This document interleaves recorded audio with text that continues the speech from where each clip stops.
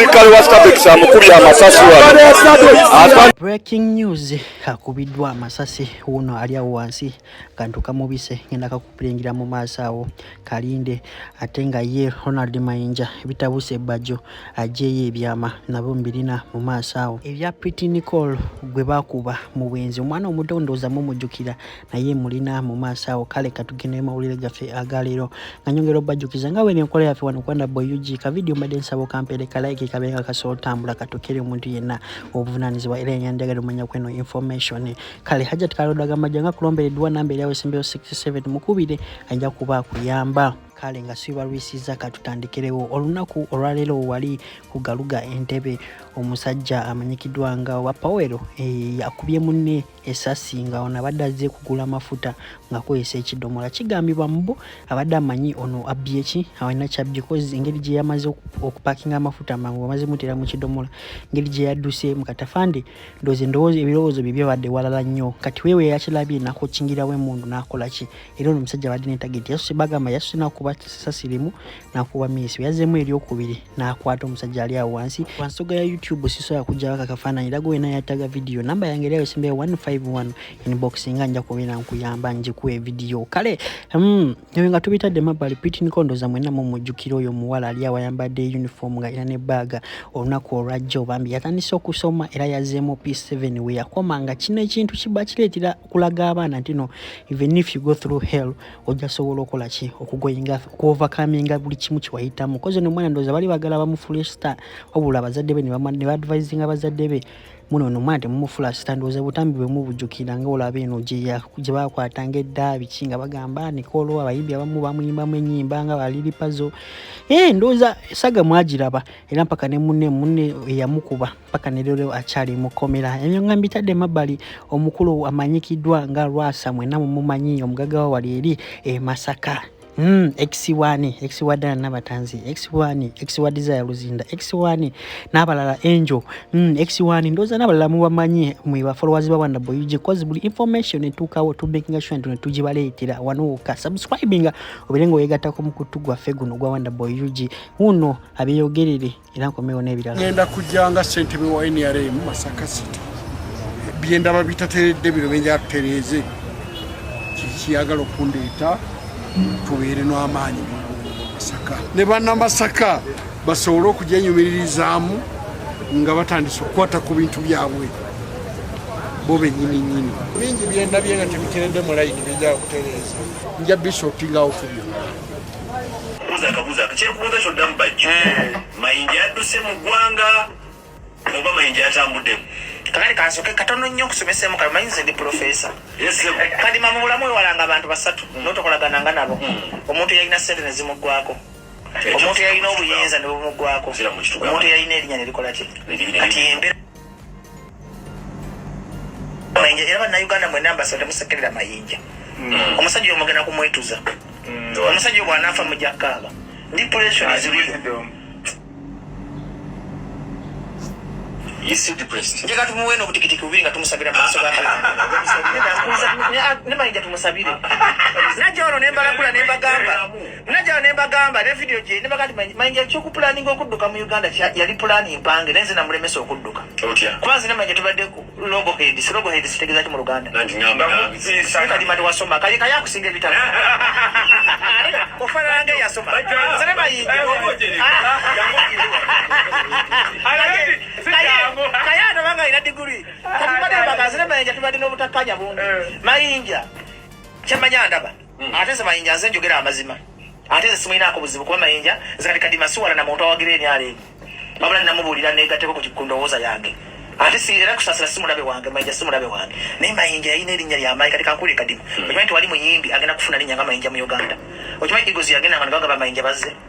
Ochikiri va kusimu kadiba nga kunyonyola ebintu bino. Okimanyi Mayinja yali Igozi production omutuufu. Okimanyi research byali biyenje baluta ya biyenje kana byegomba Mayinja. Nga Mayinja yemunene. Kakati kumanya okutuuka nga research yalina okuyamba okwanjula mu bantu nti bannange oniyona ndi Mayinja twayimbako naye twatandika naye bandi.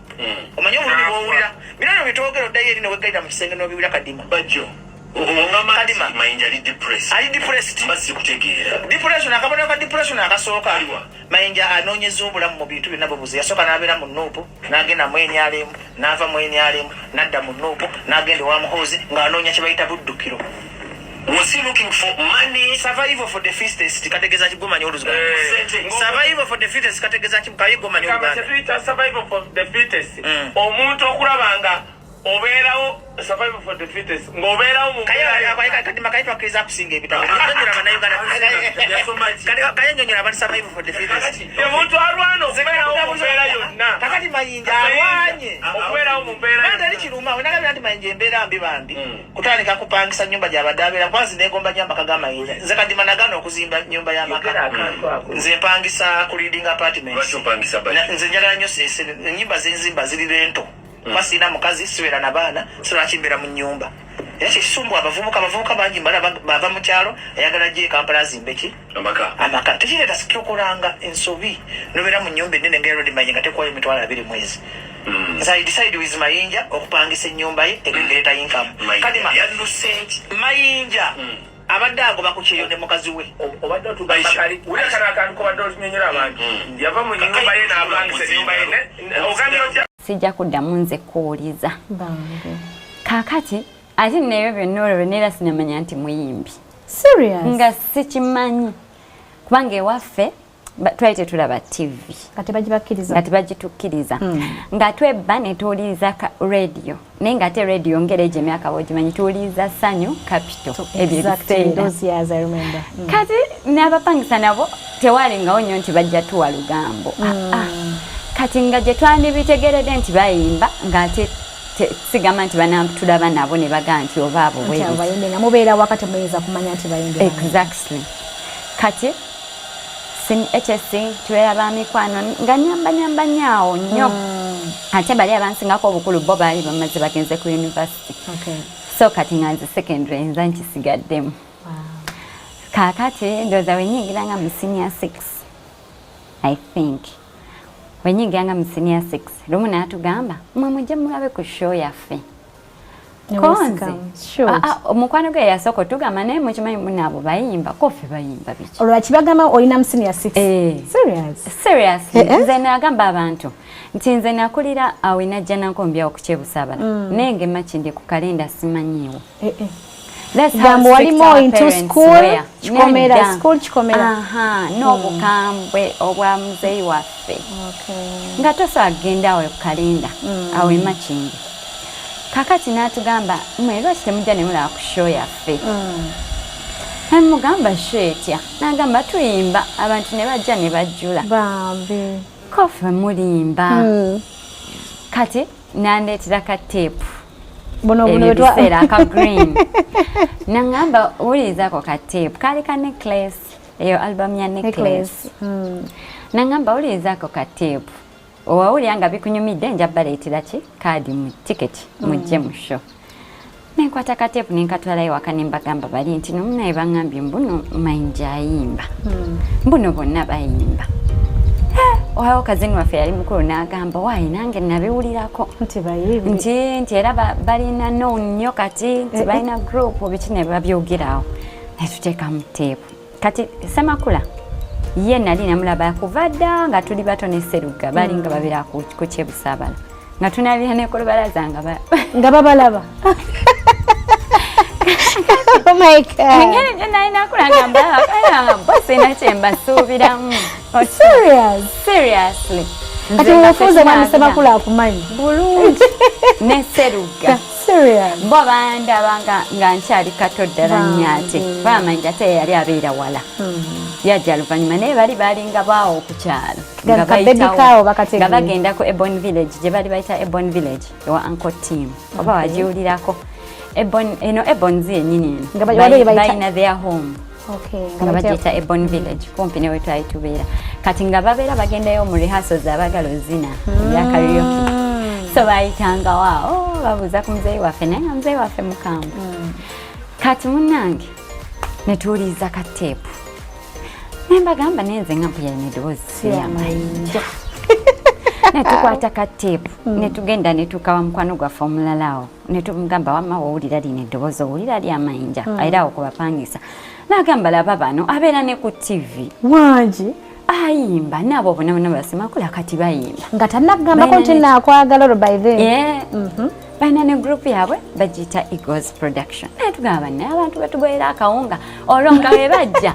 nga bwe batugamba bannange muleeteyo ekyokulya ngoma nkyatukola nga tugoya waawo akawunga ne mubawa n'ebijanjaalo netutwalayo n'ebikomando byawe sawa tugamba bayimbi baawa bano kati munnange no anti oyali anti wange naye nga twenkana mu size ansingako katona nagamba omanyi kye tuba tukola twebbe tugende mu iyo show kuba bamuzeeyi baffe bali tebasaba tukkiriza tumala gendayo tulyoke tukakase nti bayimbi ne tugamba tugenda kukola tutya nagamba mwe muleke nze nja kusaba ku Sande tugende kijja kijja abatusse emiggo bagitusse naye nga tugenda kukakasa olwo baali bagenda kubeera gaba gaba beach kati munaye Sande ng'etuuka baatuleetera tiketi 3 nga twesa mu Bene naffe taxi baatuwaniza transport netutuuka eggaba twakeera anti jjukira ffe twali tumanyi show ziggwasanga 11 kumbe byakiro banaye kumbe byakiro twatukali 7 netutuula netugamba tebitandika ebyuma babitesinga tebiggwa netugamba esawa zituuse banatera otukubira essimu in fact twalina na ssimu naye nga ffe tumanyi muzeeyi waffe wezisukka 11 nga tonnadda miggo mumunyonnyola gye muva oyo yali anti wange nagamba buulire olwaliro tugume emiggo jalunaku lumu tetuva wano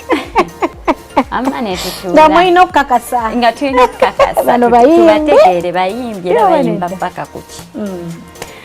netutuula Mayinja yajja okuyimba ssaawa ezeki oba 3 mwatuukawo ku 7 muyimbi wamwe yayimba ku 3 webale kati ate nga twali oba tulabyeeko Serugga ne Sekamate awo wetwalaba abo netugamba alibanga bayimbi bano bayinza okuba nga bayimbi bano kakati netugamba naye ne Mayinja tumala mulaba ne Semakula kati munnange bwe yajja bwati abantu ne bawogana abantu banawona ne bawogana kyo nekyankalana serious netugamba bulijjo yono omuntu gwe tulaba okumanya nkubulire twali ku buzibu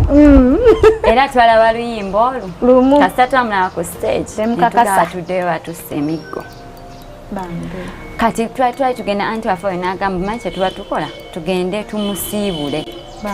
bategere nti twazze bayinza okuweza tiketi bazituwadde netuzigaba tugamba ate wanamalira okuyimba munange tugende musajja ajja kututta bajja tusuza ebweru